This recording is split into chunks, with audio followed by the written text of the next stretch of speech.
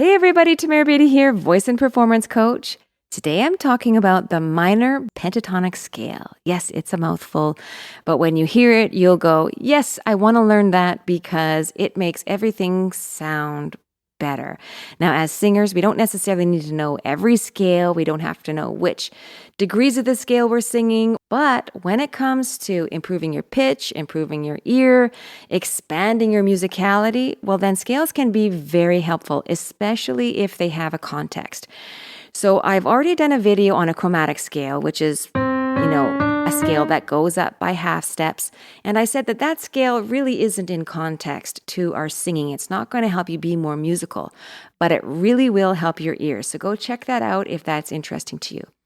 I also did one that's really short on an ascending major pentatonic scale. And that one is a little bit more musical, a little bit more fun. This one here is something you're going to hear everywhere once you start listening. When you hear it, you're going to start hearing it everywhere, and you're going to wonder why you never knew this before. Do you really need to know the scale and all the degrees? No, but it helps to understand those things so that you can, have better musicianship in general, which I think is very important in a singer. You really notice when someone's a great musician. It doesn't really matter if they know all the pitches and chords and keys, but their ear, you do notice that.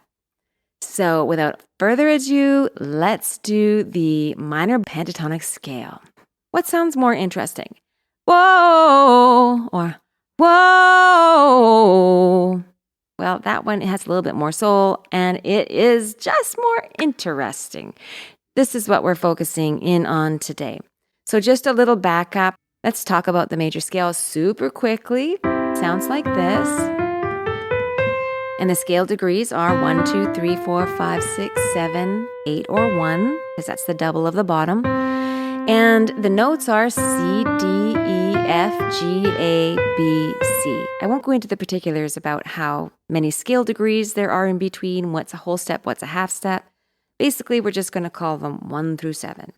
Now, when we convert the major scale into the minor scale, which is one way we can do it, we are going to flat the 3. So 1, 2, flat 3, and then the 4 is the same.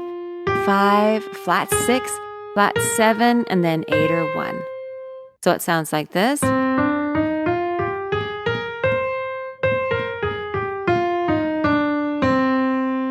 Now, when we get to the pentatonic part of it, that means that we're taking 5 main scale degrees out of the whole scale. We're going to take degree 1, skip 2, we're going to go to flat 3, and we're going to do 4, we're going to do 5, and then flat 7, 1 or 8. So,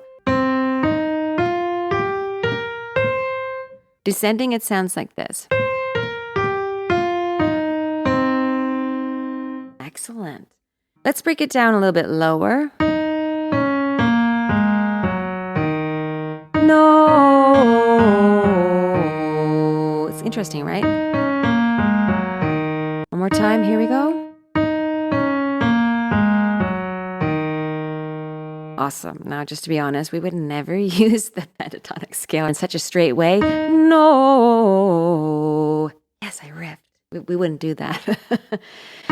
So we want to have a little bit more soul or groove into it. No, no, no, no. Good.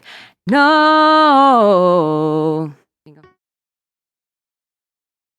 No, no, no. I'd love for you to get familiar with this scale and just start singing it. You don't even have to intellectualize it too much. Just that information is there in case it's helpful to give it some context. But I also want you to go and listen to some music and see how it is everywhere. Give this scale a try. Knowing how to do this is super helpful. If you'd love to practice this scale and just press play and follow along, then just go down to the links and I have a free scale for you. If you find this channel helpful, then please check out all the links below. You're going to see extra videos, some courses and programs that I offer, as well as some freebies. Bye-bye.